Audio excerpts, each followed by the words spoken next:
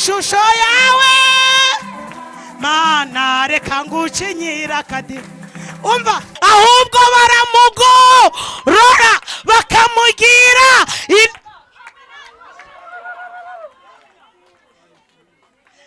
abati kiracana gisa naba ariko kinasa nasa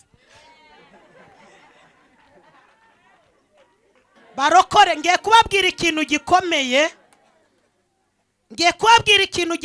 nushaka ucandike curanga neza dore urabizi manura ingoma mukoma amashi mana ntacu utakoze ya ntacu utakoze mwamba amashi mwakabyaramwe hanyuma arambwira bati ni wowe turi kubona umeze nkaho ukomeye ngwino winjire muri moruge uzusengera umubiri ninjiye muri moruge ndebye iyo serikeye baguze ndebye kuntu bashizemo kuvuro rinsha musa muri serikeye baragenda badodesha ikanzu y'umweru ibifite ikimashini kimanuye kugira ngo babone uko bambika umubiri nibuka amabaze yari afite nibuka amasuperi mbona nta na kimwe bashizemo washakaga modeli akaba ari ubaza uti ya modeli yawe wambaye ku cyumweru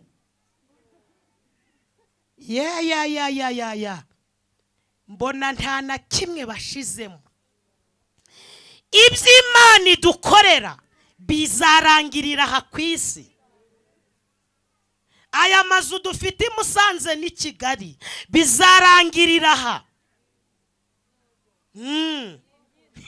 izi perime zizarangirira aha mwijuzu uzaba uri gutwara izihe modoka muri bimwe bitera abantu kwiyahura ugasanga umuntu yimanitse yaguze ikinini cy'imbeba arakinyweye ndashaka kuvuga ku bintu bine byagutera gukorera Imana ntawe uguhase ntawe ukubwiye ngo mugenzi wawe ngo nadafashwe umwimuke ngo nyeganyereza mugenzi wawe ngo haguruka ngo utere haleluya 7 ibyo byose batabivuze nshaka kukubwira ibintu bine byagutera gukorera Imana ntawe uguhase. Zaburi nshya. Yesu ashimwe. Ayo mashini barayi Imana mwongere muyakome.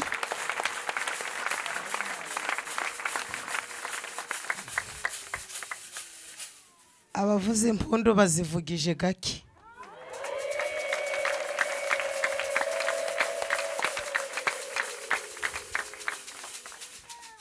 Abamama n'abakobwa twakagombye kuzivuza cyane kuko twe ngo ntabwo twabaga mu mubari.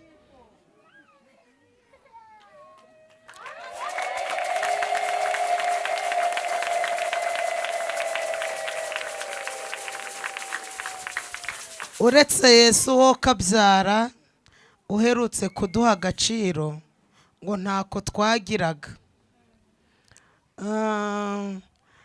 Uzasoma Bibiliya ngo Yesu yahagije abantu 5,000 ngo abana n'abagore batari mu bwo twari ibiki.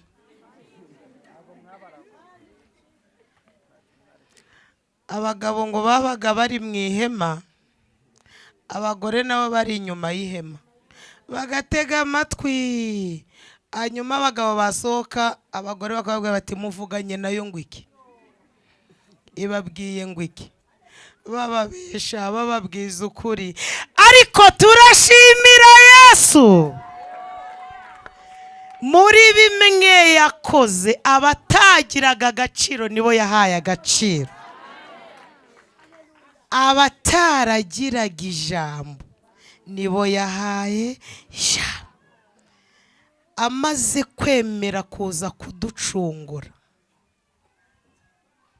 hari ibintu 2 yakoze nkunda. Icyambere ngo yasize ubwiza. Niba hari ikintu kiryoha nuko kubwira ngo uri mwiza. Niyo umunwa wahengamye bakavuga bati usa neza, uri hangana gukamera nkugiye kuhengura uti ngwica mwari mungumbuye ndi kubibona. Ngwica kabiri yasize icubahiro. Yesu ashimwe. abwira se tumva ngiye gucungura umunyabyaha, nyemerera ahanyuze icyaha ari naho nyura ndi imbabazi. Ni ukuvuga ngo abagore twahawe agaciro nuko twabyaye umukiza. Ahanyuze icyaha ni naho imbabazi zanyuze. Ako kanya abagore tugira ijambo. Abatananiwe muhe Yesu amashi.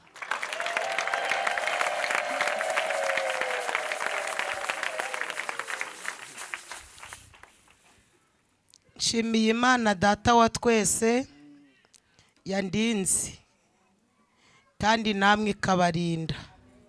Nshimiye ubuyobozi bw'itorero bwadutekerejeho bukadutumira. Nshimiye abavugabutumwa bagenzi banjye. Nshimiye mwebwe baririmbyi mwatambukije ibyo umwami yabatumye. Hanyuma nshimiye mwebwe mwese mwemeye kuza gusangirira n'Imana kuri aya meza. Imana muyikomera amashi.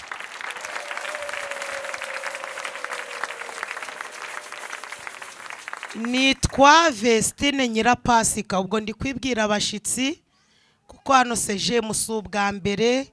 Cyokora mureke mbabwira akantu keza, si n'ubwa nyuma. Uziko abantu badafashijwe di. Nari mvuze ngo si ubwa mbere ariko kandi si n'ubwa nyuma. Ndi umugore ufite umugabo n'abana 4. Ku izina ry'umwana nitwa Mama Baraka. Ndi umudiyakoneze usengewe n'indi mirimo Imana ishoboje. Barizwa mu itorero ryacu rya ADEPR. Hanyuma ndacyari muri paruwase ya Reka, itorero ryakora ururembo rwa Rubavu. Ntabwo ndi muri rekomandasiyo, niyo nkiri. Iyo ntage mwivuga butumwa mba nagiye iwacu. Yesu ashimwe. Amen. Ndafite intasho zano henshi hatandukanye, ahantu hose twagiye tunyura tuvuga ubutumwa, abera barabatasha. Kubwo mwihariko umutware Imana yampaye aziko naje hano, yambwiye ngo mbasuhuze. Mwanyemera mukakira intasho za sheri.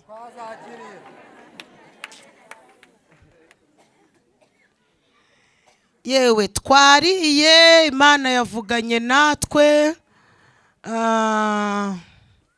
Nukuri Imana yavuganye natwe. Hanyuma muri iki gicamunsi ubwo si nimugorobara, ku magambo yose Imana yatuganirije inyurije mu bakozi bayo, tugiye kongeraho natwe iry'Imana yaduhaye. Maze iminsi ifite ubutumire bwanyu, birumvikana narasenze. Nabazaniye ijambo rivuze ngo twibukire Imana ahashize. Kangasubiremo. Kwibukira Imana ahashize. Kanongere ngasubiremo. Gahunda ni ukwibukira Imana ahashize. Muri bimwe bitera abantu kwiyahura, ugasanga umuntu yimanitse yaguze ikinini cy'imbeba arakinyweye, aba yibagiwe ejo hashize agaterwa ubwoba. Wowe rero Imana yararitse nguze wumve ijambo yashize ku mutima, iravuze ngo ukwiye kuyibukira ejo hashize. Dusome mu gitabo cy'Itangiriro.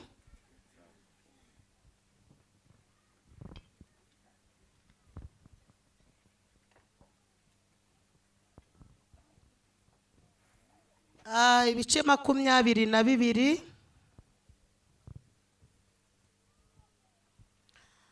ku murongo wa mbere. Turamanuka gato turasoma umurongo wa mbere, turasoma n'uwa gatatu. nidushaka dusome n'uwa 8. Haravuze ngo Imana igerageza Aburahamu imutegeka kuyitambira Isaka.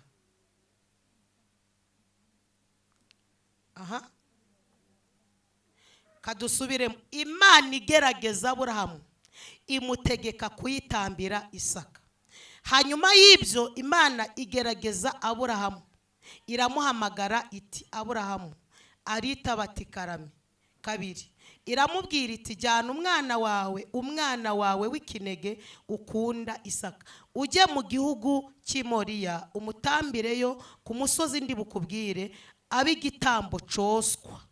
3, Aburahamu azinduka kare ashira amatandiko ku ndogobe ye, ajyana n'abagaragu be 2 na Isaka umwana we, yasinkwi zo kosa igitambo, arahaguruka ajya ahantu Imana yamubwiye. Dusimbuke tuje ku murongo wa 8. Aburahamu aramusubiza ati mwana wanjye, Imana iri bwibonere umwana w'intama w'igitambo coswa. Nuko bombi barajyana. Amen. Mwakire neza ijambo ry'Imana. Nari mvuze ngo mwakire neza ijambo ry'Imana. Dusomye ijambo ry'Imana mu gitabo cy'Itangiriro, ibice 22. Urahasanga inkuru y'umugabo witwa Aburahamu. Hanyuma urasangamo n'abagaragu 2. Urasangamo n'umwana witwaga Isaka. Hanyuma uyu mugabo witwa Aburahamu, hari ibintu 2 byateye Imana kumukunda, kandi ibi bintu 2 byatumye Aburahamu aba inshuti y'Imana kuruta uko twebwe tubitekereza. Icyambere, Aburahamu ngo yari afite kwizera. Imana imwitegereje isanga kwizera kwe ngo kuri ku rwego rwo hejuru, iravuga ngo ntabwo byarangirira, ahubwo uri sekuruza w'abizera. Uyu mugabo ngo yari umukiranutsi kugera ku rwego Imana imwita inshuti, birenga ku bushuti ngo Imana imugirira icyizere. Umunsi umwe Imana iravuga ngo ndabizi ko Aburahamu ari sekuruza w'abizera, ni umukiranutsi, ni inshuti yanjye. Ndagira ngo ndebe ko ubushuti dufitanye akibukomeje. Imana yibuka ko Aburahamu yabaye inshuti yayo kuva na kera. Iravuga iti rero uyu munsi ari mu bisubizo, ahari izina ribi ubu hari izina ryiza. Yitwaga papa Mbyirire, uyu munsi yitwa papa Isaka. Reka ndebe ko cyagi uko yavugaga neza atarabyara Isaka, ndebe ko n'uyu munsi agishoboye kumvuga neza, ko ndabizi ko hari abamvuga neza, hari icyo bankeneyeho, ariko bamara kukibona bakaba nk'abandi. Izinduka ije kumugerageza. Twasomye ngo Imana igerageza nde? Ntabwo yari ije kumusura, izanwa no kumugera. Iravuga ngo reka ndebe ko uko yirirwaga mu butayu, uko yirirwaga ari kuzamuka zakanye, reka ndebe ko akibishobora kandi ko agikomeje isezerano twagiranye. Umunsi umwe Imana iramuzindukira, irazi iramubwira iti Aburahamu, turacari inshuti. Aburahamu ati ntuwakuvuga nabi keretse aho ntari, kuko nzakurwarisha paka mfuye. bariti turacari juta buramati nta wundi nakubangikanya ibindi biza nyuma yawe ndagukunda maniti rero ndagira ngo menye kukinkunda buramati ndacagukunda maniti ico nagusaba cyose wakimpa buramati keretse ico ndafite naho ico mfite nakiguha maniti rero wa muhungu wawe ndamushaka aburamati ushaka kumutuma mitiyo kuko Isaka yarageze igihe cyiza cyo gutuma yari amaze kugira imyaka 15 yego kandi Aburahamu ubwo yaragize 115 kuko yabyaye Isaka afite imyaka 100 ubwo yari amaze kugira 115 Sara yabyaye afite 90 ubwo yaragize 105 Imana iti ntari miti nshaka kumutuma ndashaka ngo umufate umujane ku musozi nzakwereka umuntambire mw'igitambo Buramati ntabwo mbyumvise neza nshaka ko umutamba birumvikana nubwo bitanditse aha ariko Aburahamu ashobora kuba yaravuze ati siko kwa Semateke n'umugore we Nyiramahane baherutse kubyara umwana wa 9 bakaba bari kuba bati nabyara wa 10 azamujane iwabo waje kwa Nyiramahane no kwa Semateke uwo bari kugira impaka kabari utwara birashoboka ko Imana yamubwiye ngo ijuru sivanga mutungo naje iwawe ntayobewe kwa Nyiramateke Abaramati kwa bose ni bamwe umugore yerutse kubyara umwana wa 4 bose ni bamwe yaravuze ngo umwana nta nubwo dusa uzamujane kuwo basa nakubwiye ko nubyara wa 4 uzamujya none uramubyara waje kwa bose ni bamwe maniti ntabwo ndaje kwa bose ni bamwe sindangirwa inzira kuko ni nge nzira nazindutse nji wawe ndashaka kugira ngo nkubwire ko ijuru ni umuntu ku giti cye ijuru ni ikinege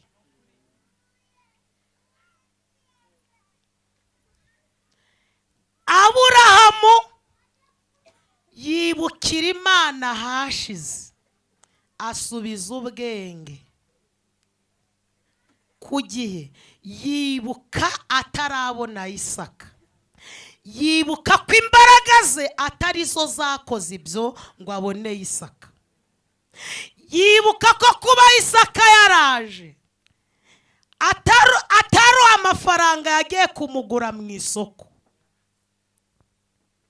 yibukira Imana ejo hashize aravuga ngo wite ndibutse koze balance fashe Isaka mu kuboko kumwe shize ni neza yawe mu kundi kuboko nsanga ineza yawe iremeye kuruta Isaka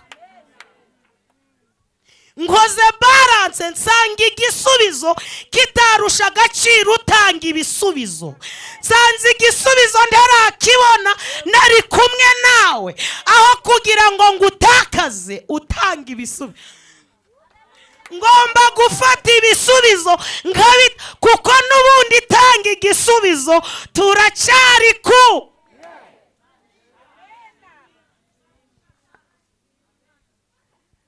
aho ati Isaka yapfa bakamujanira usororo ariko idapfa ifite ba Isaka benshi ravuga ati Isaka ntiyazana Imana ariko Imana yazana Isaka afashijwe we ntabwo Isaka yazana Imana ariko Imana yazana Isaka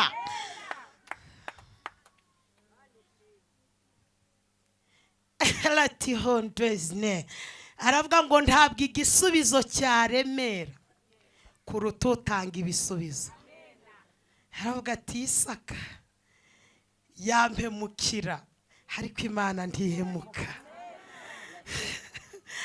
ya toyizine havuga ngo Isaka namuhamagara akansuzugura ariko idasuzugura basenze, ibashigikira ititaye ku byo babavugaho, itoragura uwo bataye ititaye aho imusanze, iha agaciro uwo abantu bamaze kuvuga ko atagakwiriye.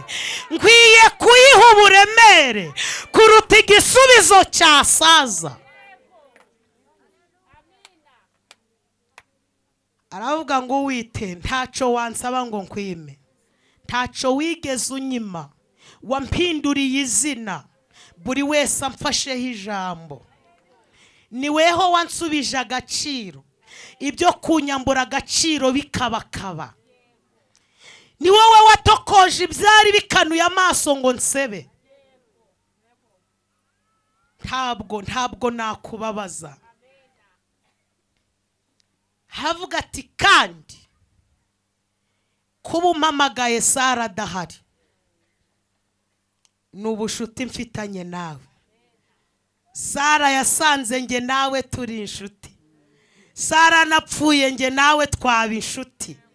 Birashoboka cyane ko Sara yanagenda irusha Sara kunkunda. Havuga ati Sara nshobora kubimubwira akanariza ko n'ubundi usezeranya ko nzaba sekurumo. Sara siwe wabingize byo. Harabetize aravuga ngo Sara ashobora kutabiha agaciro, kuko iyo umuntu azi ibyo ari gukora abatabizi bibwira ko ibyo akora atari byo.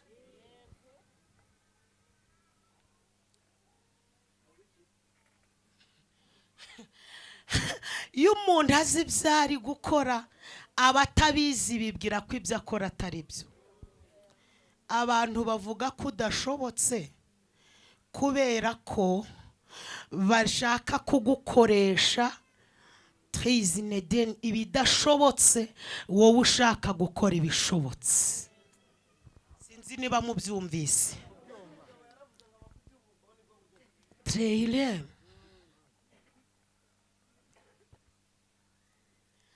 Aravuga ngo Sara ashobora kutabyumva uko nabyumvise, kandi ijuru sivanga mutungo. Mu byo navanze na Sara, kujya mu ijuru ho ni umuntu ku giti cye. Twigire ahita avuga ngo aho kugira ngo Sara mbere ikibazo, ngiye gusohoza iby'Imana ikeneye. Sara nzaza mubwire, atabyumva ni akazi ke, nabyumva ni byiza, ariko aho kumvira Sara nzumvira irusha Sara gukomera. Mukomere Imana yacu amashyi.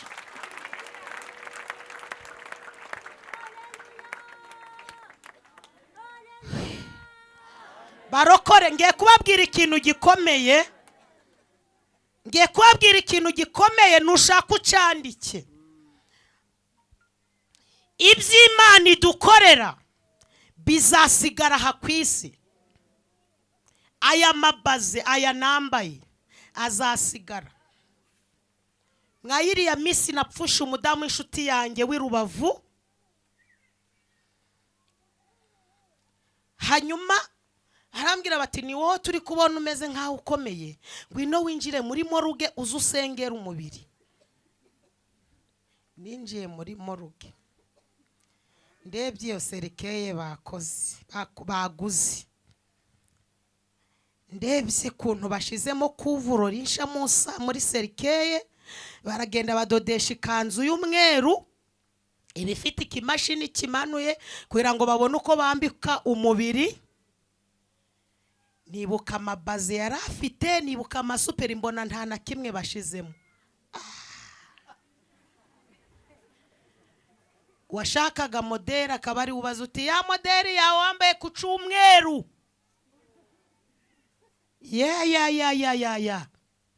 Mbona nta na kimwe bashizemo.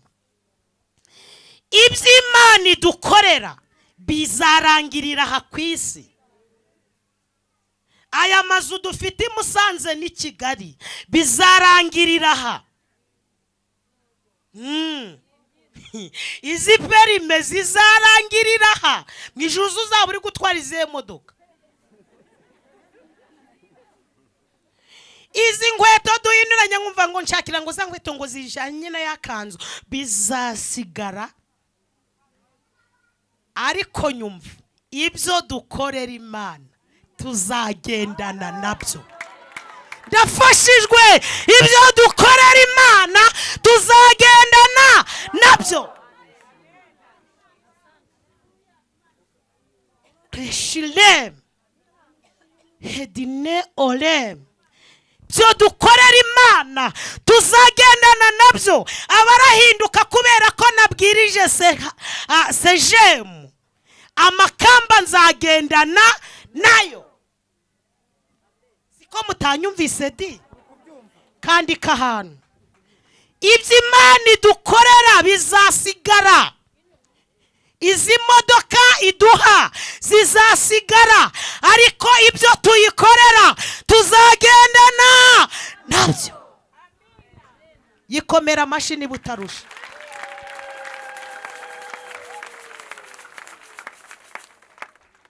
Aburahamu aravuga ngo Isaka wapfa nkarira nkihanagura, anteranye n'idapfa. Habatuwite kwiye kugukorera ntawe umpasi. Dufite umwanya muto ariko ndawujera neza. Ndashaka kuvuga ku bintu bine byagutera gukorera Imana ntawe uguhase. Ntawe ukubwiye ngo mugenzi wawe ngo nadafashwe umwimuke, ngo nyeganyereza mugenzi wawe, ngo haguruka ngo utere haleluya 7. Ibyo byose batabivuze, nshaka kukubwira ibintu bine byagutera gukorera Imana ntawe uguhase. Icyambere, mutikagira inkuru, nico yatugize co. Yohana aranditse ngo bakundwa turabana, yatugize abana. Ndafashijwe, umwana bari mwirangamimerere.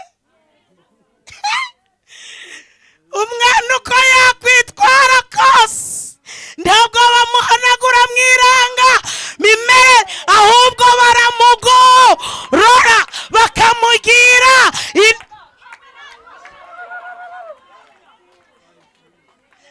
abati kiracana gisa naba ariko kinasa nasa. Yohana aravuze ngo uko tuzasa ntabwo kwari kwerekanwa, icyo tuzi nuko Kristo niye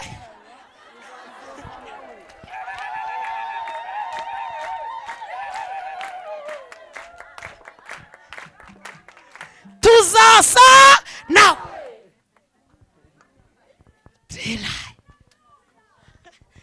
Icyo yatugize co. Can you tell her goes? Ushaka wese atere haleluya nta kibazo.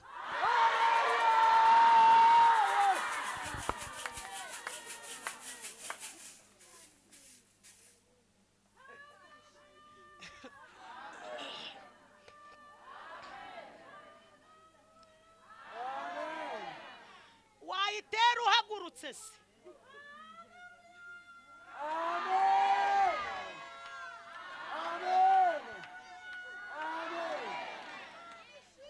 Mu bantu bagize amahirwe urimo,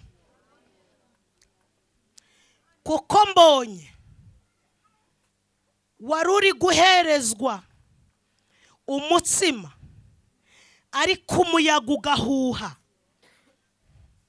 ugahusanya weho ugahusanya n'amaboko ari kuguhereza. Bivuze neza cyamvuze ikinyaruhengeri. Ugahusanya amaboko yaguhera iburyo ukakirira ibumoso. Kubera iki uyu muyaga kandi wari mwinshi cyane? Mbonye marayika aje ahagarara ruhande rwawe, umuyaga urahagarara. Iyo marayika aje umuyaga urahagarara. batubwiye kuri Yosuwa akibona marayika Yesu we marayika amaze kumbwira ati nje nona Yosuwa ati koko ntiwahahoze uje nona niyo mpamvu bihindutse trile elai ireme bitariho bikabaho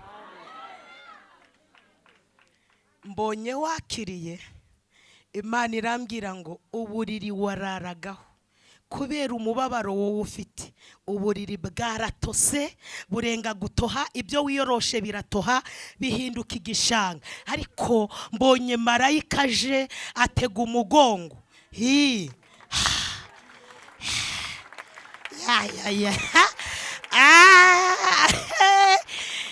ateze umugongo nta muhanga woga mu gishanga ntibakababeshe heye igishanga yukandagiye urarigita bivuze ngo nta mundi muntu wari kuzagutabara kuko ibyo bagukoze ibintu bakoze ukiri muto zagize ngo ni bya none nejo ko rero nanje babikoze akiri muto kuko ndi kumva ijwi rikumbwira mureba na kariya kenda kumutuku nako yambariraga ariko batwaye ariko mbonye ubwo buriri ubuvuyeho wimurirwa ubundi buriri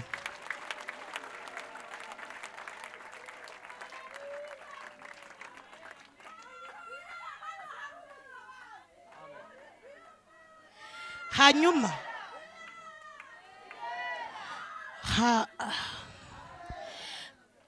mwebwe mufashwe muri siranse kuko burije tugiye gutaha cokoraho gutinda mu bitaro watinda mu rusengero hoshe twatinda mu rusengero dati ca kabiri muti kagira inkuru ni isezerano dufitanye nayo noca mu mazi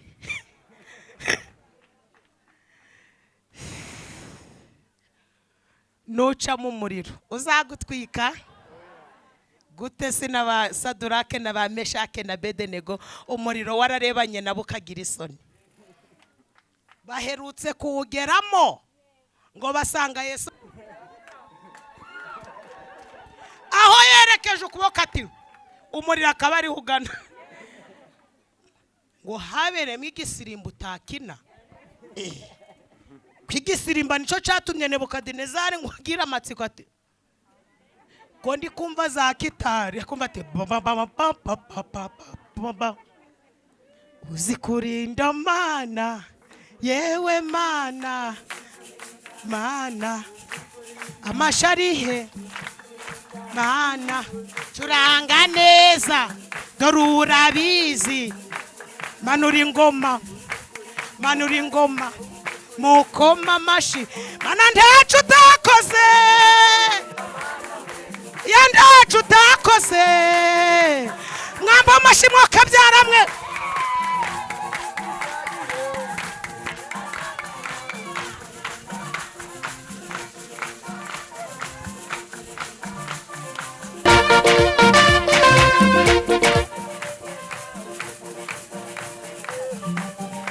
murekera oya uwundi wese ushaka kuyitera yitera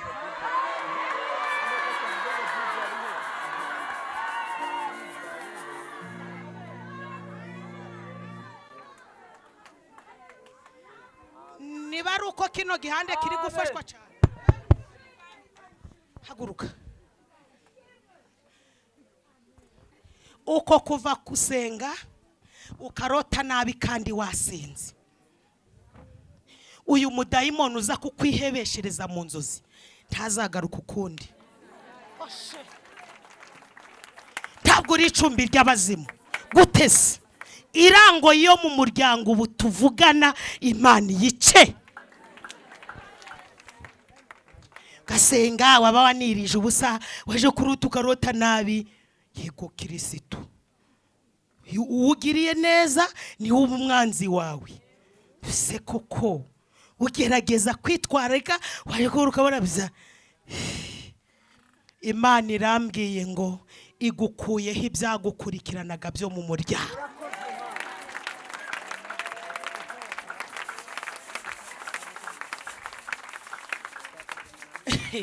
ba Daniyeli, ba Saduraka, Meshake na Abedenego. Twakiriye umuyobozi, mwese mukoma amashi.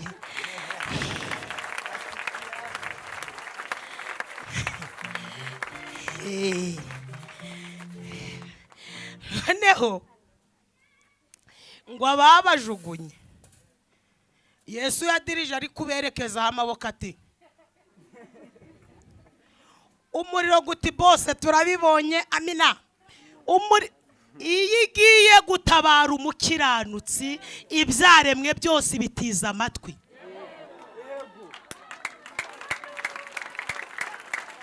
Ibitiza amatwi. Ejo bundi muri Egiputa, Imana yabwiye Mose ngo ngiye gukosora Farawo, kandi nkoresheje inda n'imbaraga se. Mbwirira Aroni mukubita inkoni hasi. Ngo bakubise inkoni hasi, igihugu cyose kiba umukungugu. Hanyuma havamo inda n'imbaraga se. Imbaraga se zikora kamufire, zirasimbuka ngo zijya mu myenda y'Abanyegiputa. Umunyegiputa wambaye kositimu ati, so kinigiki na Farawo ubwe ayoboye inama ati, ejo so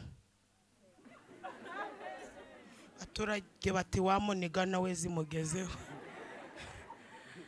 Imbaraga sikitegereza Umunyegiputa ati, uyu mutipe ntaca Imana yamuvuzeho, ariko ngo yareba Umwisiraheli.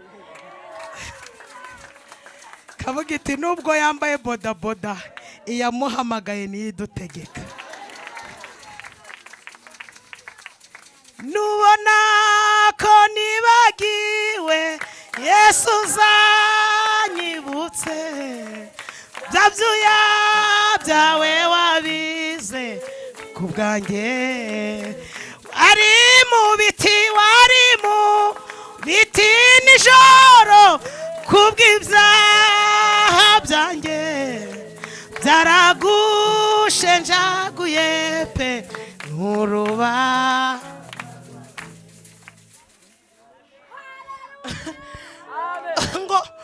ngo Farawo bimuyobeye, nawe ziri kumutondagira, no mu masogisi ziri kuvuga ziti, tunaragukosa. Databuja yakudutumye wana. Farawo ati, niko babakonikoni biganye na Mose barihe?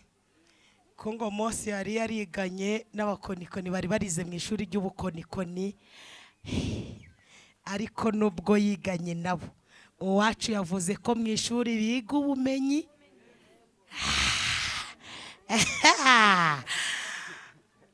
Abwira ko niko ati, niko Mose ntibagwa mbere mukaba wa kabiri. Bakonikoni batari ko yanaturushaga amanota. Wasiko bugibi mu biyabewe. Bakonikoni batireka tugerageze. Bati ko inzoka yiherutse ku miri yacu. Farawo ati, mwihangane. Ngo barabigerageje, imbaraga ze zikabasimbukira mu musatsi. Bati nayirageze, bati no mu matwi. Batumva bose, ibi byo bikozwe n'urutoke rw'Imana. Naringize ngo nkubwire ngo iyi Mana iyihamagaye umuntu inyurira mu byo yize. Ntabwo Imana yakubaza ibyo utazi. Yego, ikoresha umuntu uko yamuhamagaye.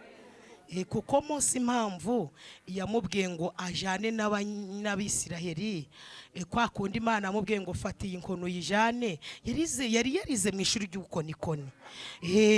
Buriya na Aburahamu, impamvu Imana yamubwiye ngo nasohoke abari inyenyeri, iramubwira ngo n'urubyaro rwawe niko ruzangana. Abahanga bavuga ko Aburahamu yari yarize geography. Imana iguhamagara iza amashuri ufite, iza aho wanyuze, iza uko bizagenda. Mu yandi magambo, ntuzicira urubanza, iguhamagara ikuzi neza. Muvuge ngo amen. Muri gufashwa? Noneho rero umuriro Yesu yarawudirije ahantu ba Saduraka bahagaze. umuriro ntiwahageze kuko ngo bari kumwe n'utegeka umuriro. Nebukadinezari yarebye ati ko ndi kumva za kitari n'amasenti, bandi bati nibyo gusa uri kumva saba bajugunye ntibarangije gusha. Nebukadinezari ati none si ibi bisirimba mukwite ati hajya twajugunyemo banga, abandi bati suri kutubaza ntuzi ko ari batatu. Nebukadinezari ati ndi kubona bane kandi uwa kane we ishusho ye.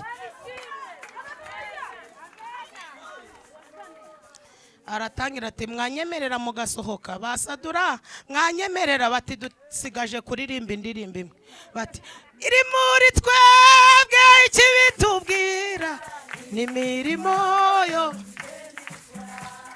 abayivuga nabi bayibeshera, nimubagira inama barekera. Umva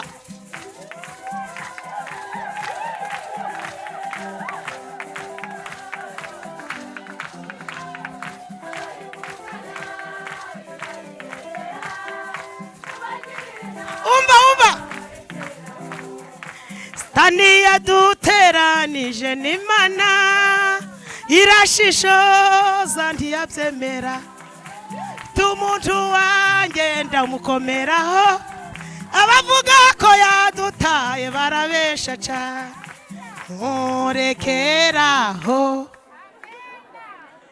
Nebukadinezari ati mwamba bariya mugasohoka. Basaduraka bati twari dusigaje indi ndirimbo iryoshe.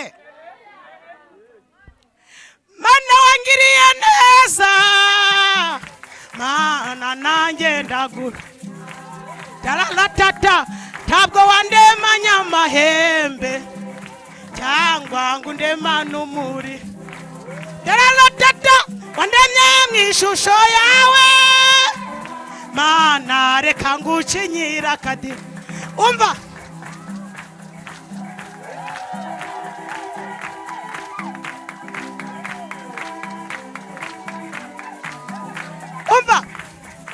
twageze mu gakiza kawe, twasanze ari cyo kigo nderabuzima,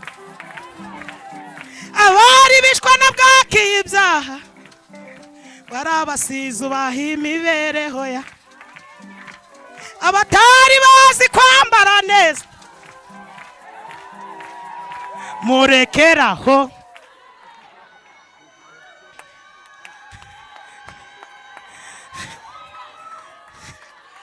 Noneho kishile mahodri vine sireva odren. Umwami ati mwambabarira, bati twari dusigaje iyindi imwe, bati umusaraba ni wabendera ryacu twabakijijwe, twemeye n'isoni zawo nibutuneshereza.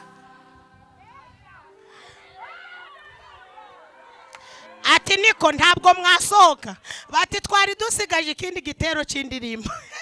Ariko Mana nanjye ndi kubatinza katurekeraho, muracafashwa.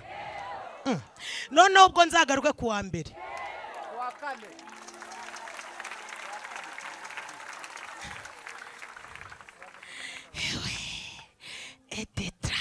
Babararimbye bati mwami wa Yesu uri ngabinkingira, ngo simbere n'inyuma singikangwa na Satani, ngo simbere n'inyuma singikangwa na Satani.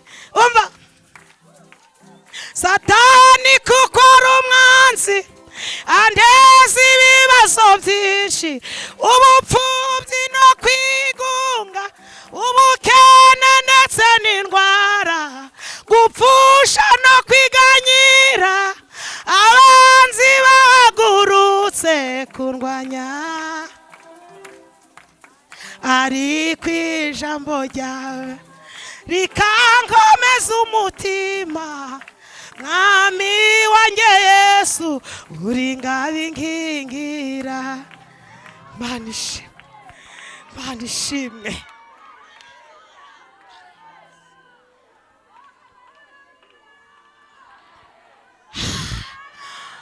do elimisa gontre.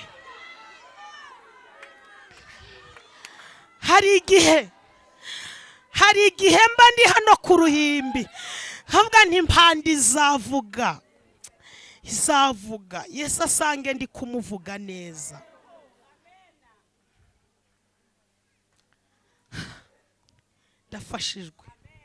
Ndafashijwe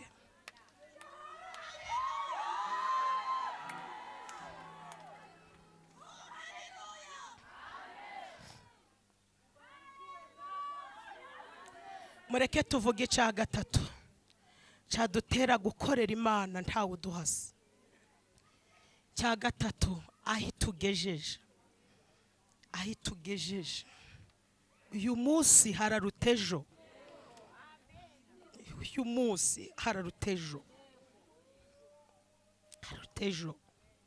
Abantu batubonaga nk'abagiye gupfa ariho tugiye kubaho. Abantu batubonaga nk'aho ntaho tuzagera. Imana ifite aho izatugeza.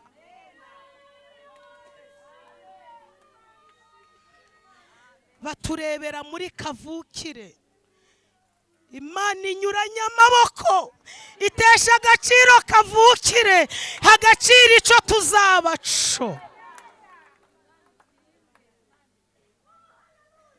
Kavuga ngo uri mwende uzagera he? Nyogosenge yapfuye guca, so wanyu yapfuye guco, papa wawe yapfuye guca, ariko ndashimira Imana ntabwo tuzapfa nk'uko ba papa bapfuye. Twahuye n'umara umubabaro.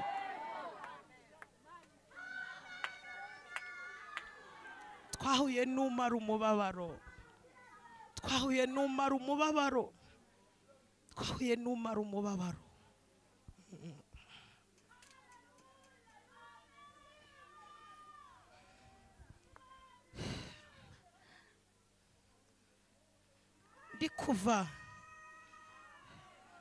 Ndi kuva ku Kabatwa, twari dutuye ku Kabatwa, tugiye kwimukira ahantu hitwa Kwikora, ni ku muhanda kuri kaburimbo. Abantu baraje babwira umugabo wanjye batubuza ubwenge. Uvuye kuri kavukire ugiye kugwa ku gasi, kandi kavukire twari twarahasonzeye. Niho nahagurutse nje gutekera Imana ubugari, urumva ko naho twari twarahasonzeye. Twimukiye ahantu hitwa Kwikora, abantu baravuga ngo ubuze ubwenge, umugore wawe ajya i Kigali akaja kubwiriza, hazaje aragusiga, bizarangira yibereyeyo. Imana yo kabyara itesha agaciro amagambo bavuze. Kwikora irahandindira, tuhubaka inzu yoroheje y'ibitaka ibyondo. Imana irambwira ngo nzaguhasima, nkabona ari ibintu bitashoboka. Umuntu umwe araza aje gusengera iwanjye arambwira ngo Imana irantegetse ngo ngushiriremo sima. Ngira ngo ubwo arisubira, kaje ndamubaza nti hajye uvuze ngo iki? Ndubwo uzaza kuwa kangahe? Namuherekeza ndi bayi nti hajye ubwo naho kuwa kangahe? Kamusubirishamo, aza kunshirishirizamo sima. Umutware wanjye bashizemo sima. Nafashe umukoropesho ngiye gukoropata imanzu mpereze numva uko bigendaga. Manza mvuze ikinyaruhengeri. Ati mpereza manze ndebe uko bimera. Mvuze ikinya Kigali none. Agakoropati yowe ati ni guca si bigenda. Mbona ubwo mfite ubuzima, kandi koko ugereranije naho narindi nuko nguko. Aho tugeze ni hehewe. Imana irambwira ngo izanyimurira i Musanze, kabona nta nzira byacamo. Igihe kiragera twimukira i Musanze, babwira umugabo bati none agiye kuguta mu mugi rwagati. Tuhimukira turi gukodesha. Imana ibigize gucya amaboko, aho twari turi gukodesha bariho tugura. Amagambo abashize ivuga, barakomeza baravuga bata ubwo bahaguze mu mafaranga ya banke bazahateza. Imana ibana nanjye iratangira ambwira ngo nzakwimurira i Kigali. Numvaga bitashoboka, ariko bya bindi ubona bitashoboka nibyo byashoboka. Nta kure Imana itageze umuntu, nta naho itamukura. Tuba twimukiye i Kigali. I Kigali mpamaze umwaka n'amezi 4. Ntabwo ari ukubirataho, dore ko dutanga ubamya ariko nabo bahora mu mazu n'imirima ndege. Sinone tuvugiga, ariko rero natwe muraduturenganya. Ubu wananirwa kuvuga Yesu neza ukazavuga nde neza. Satari Yesu nari kuzasa guca. Muzambwire mbazanira agafoto. Nabyaye umwana wa mbere ntiwamenya ko ari NYIRAPASIKA. Ariko uyu munsi wagira ngo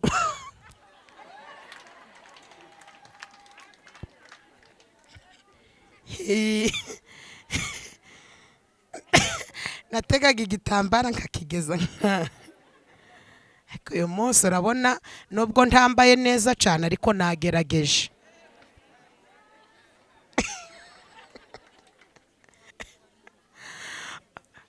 Ese kari mu mibyizi ubwo ari muri weekend naba nambaye nde?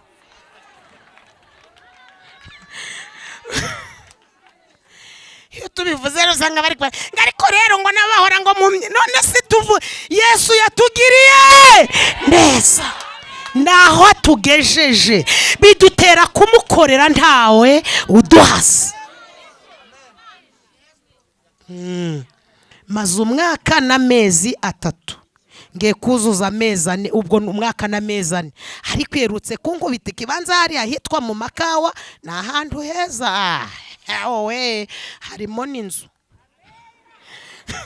Ubwo rero ngo amazungu tuzavuga Yesu neza, azarinda azasange nkimuvuga neza. Nzataha nkimuvuga neza, nta gahunda mfite yo kumuvuga nabi. Aho tugeze ni hehewe, nta shangazi, nta muyomba.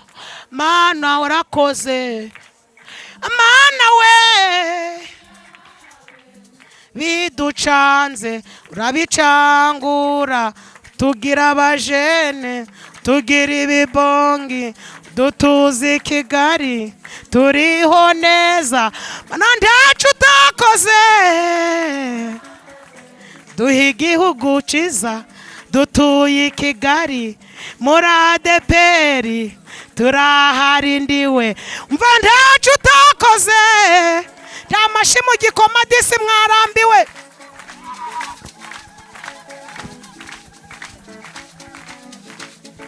Murekeraho.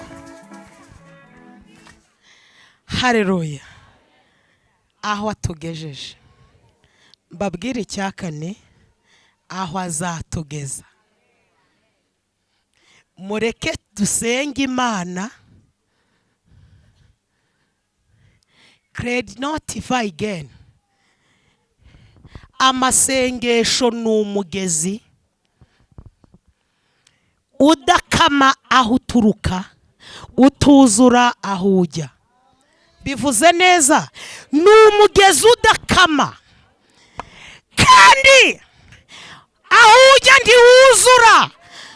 Toigrele bison hedanoskifo.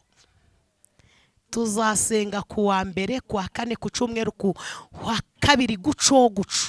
Badukomera amashi, batuvuga neza, batatuvuga neza, batuvugiriza. Tuzakomeza gusenga. N'umugezi utuzura. Muvuge ngo amen. Aburahamu afata abagaragu 2. Afata n'indogobi, afata na Isaka. Ntamubwira ati tugende. Abagaragu bati tugiye he? Aburahamu ati tugiye gutambira Imana igitambo. Baragiye. Ngo bakoze urugendo rw'iminsi 3. Muje musoma Bibiliya iraryoshe. Aburahamu yibuka ko ari kumwe n'abagaragu. Ngeze ahantu haryoshe. Yibuka ko ari kumwe n'aba. Imana yamuhamagaye badahari. Icyo agiye gutamba ntibakizi. Aravuga ati aba bagaragu bashobora kunteranya n'impamagaye. kandi ibyo yakoze ntibabigizemo uruhare. Igisuzuguriro yankuyeho ntawayigiriye inama. Abaravuze ati aba bagaragu nimvuga gutamba Isaka baravuga bati yamaze gusaza. Aravuga ati kandi nshobora kubabwira ngo uyu mwana niwe ngiye gutamba. Bagatangira kumbwira bati uzi ko wamubyaye ushaje, uzi ukuntu byagenze, ubwo uri kubona. Aravuga ati biba bigoye ko umunyamuhamagara agendana n'abatarahamagawe. Arongera avuga ati kandi biragoye ko umuntu uzi yaje abatahazi bamenya aho ari kujya. Iyo uza aho ujya abatahazi bibwira ko wayobye. Aravuga tumva we mwebwe musigare hano n'indogobe, nge n'umuhungu wanjye ngeze ahantu haryoshe, twegere imbere ho gato dusenge. Umva umukristo ukuze mu bitekerezo. Wirinda gusakuza mu kigeragezo. Iyo usakuje mu kigeragezo uba utije shitani intwaro akurwanisha. Iyo usakuje mu kigeragezo ugisohokamo warasebanije. Ariko iyo ucecetse mu kigeragezo, haleluya, ugisohokamo ukiri inyanga. Muranyumvise? Akoresha ikinyoma gitagatifu. Aravuga ngo nge n'umuhungu wanjye turaje tugiye kugira ute gusenga. Ndagira ngo mbabwire ko ugomba kumenya abo bana nabo. Kabiri, ugomba kuzirikana umuhamagaro wahamagawe. Gatatu, ugomba kurinda ibyo wavuganye n'Imana. Musigare n'indogobe, nge n'umuhungu wanjye tugiye gusenga. Iyo ababwira ngo agiye gutamba bare wari ko batariko uyobewe ko umaze kugira imyaka 115.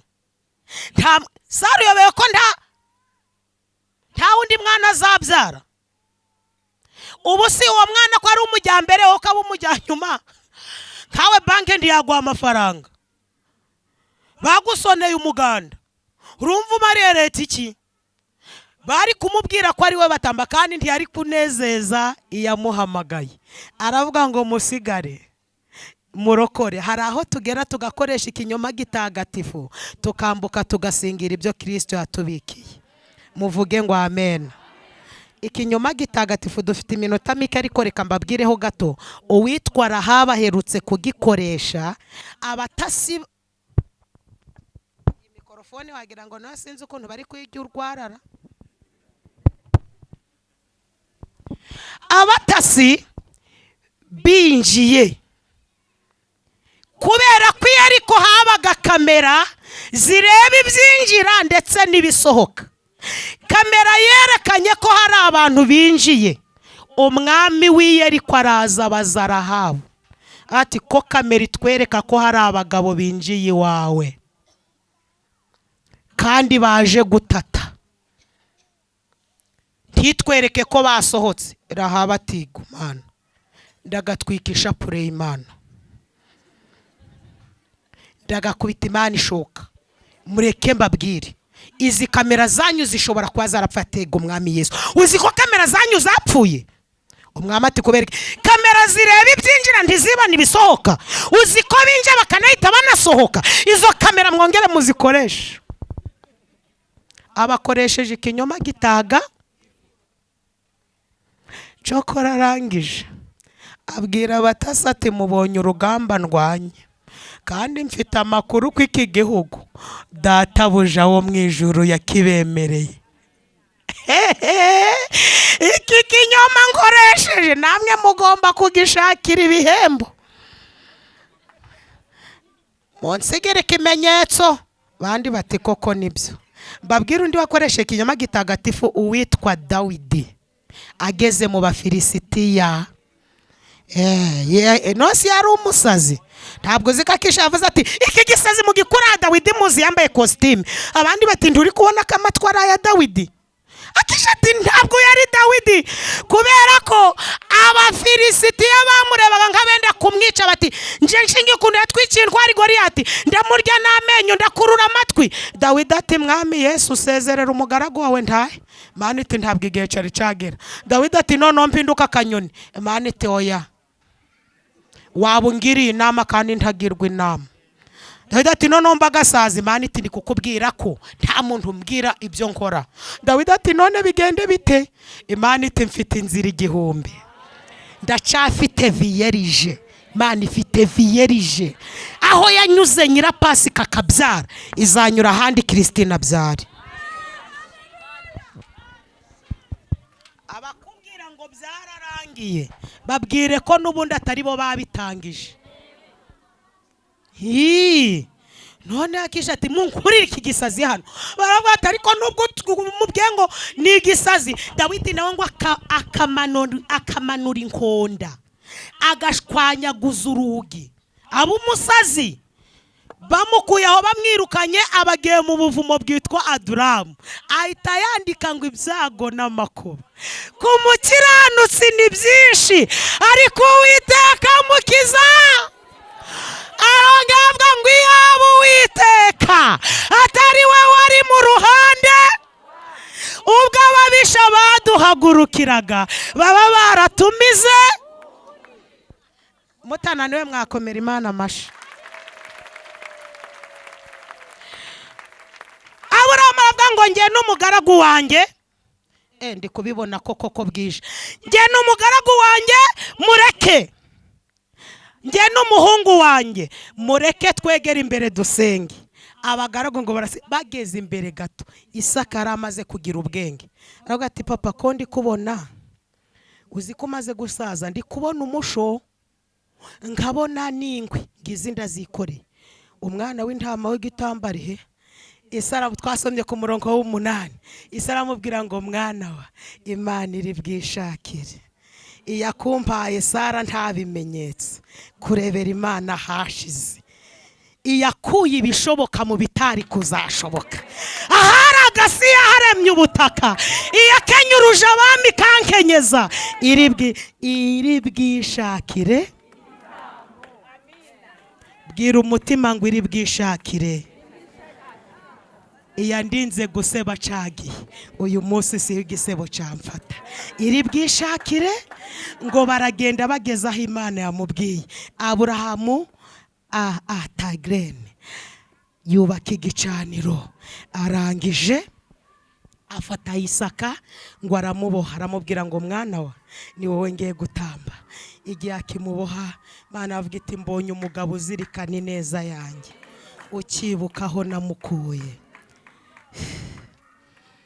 Imana iravuga ngo uzi ko tukiri inshuti, abandi iyo mbagiriye neza, ineza niyo bifashisha bakaja gukora ibyaha. Havuga ati abandi mbaha amamodoka, akaba ariyo bakubitamwo inda bakaja kuryosha ku mazi. Umuntu yaba umutwara sibo kuboneka muri korari bikaba ikibazo. Agahamagara dirija ati dirijante umbwire perezida ko ndakibone kumpagarariye isibo ryitwa Mahoro.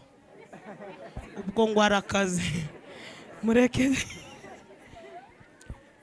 bamugira sekirite, tumva dirija nge nago nyiboneka rwose mufite akazi, ninje uhagarariye abasekirite. Mana iti mbonye umugabo ukizirikana ineza yanjye, mureke mbabwire turebera Imana hashize, tuzayikorera ntawe uduhase. Marayika aravuga ngo ko mbonye umugabo yakamejeje icuma yagifashe, reka mpamagarire mu bicu ko ngiye n'amaguru nasanga umwana yamaze gupfa. Marayika amagara Aburahamu ati Aburahamu we. Aburahamu arita bati karame ntugire icyo twara umwana. Aburahamu mukore wabona ni marayika, turi hasi niwe twavuganye, sindavugana n'umuyede naravuganye n'umwenjeniyeri. Marayika ati mva reba mu gihuru. Aburahamu atahubwora ngo akireba abona imfizi y'intama. Ibi biravuga ngo nuko aragenda arayizana, abohora Isaka aboha intama.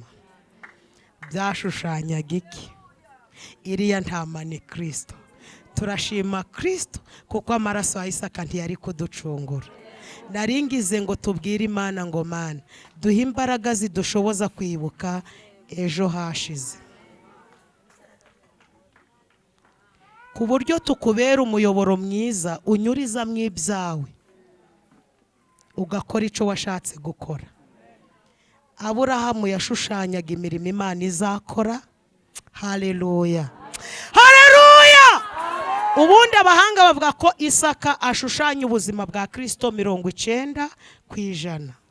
Bariya abagaragu babiri barashushanya bya bisambo bibiri byari bibambanwe na Kristo. Yesu ashimwe. Nzababwira ibindi, izo zari ingingo z'ingenzi. Amakuru yambaye 45 sindi zageze. Hanyuma tugiye gusenga muri ubu buryo. Haguruka, haguruka, haguruka. Iyakoze bya bindi, ibindi ishoboye kubikora. Abantu benshi bagushijwe n'ubwihebe Satani yabateze.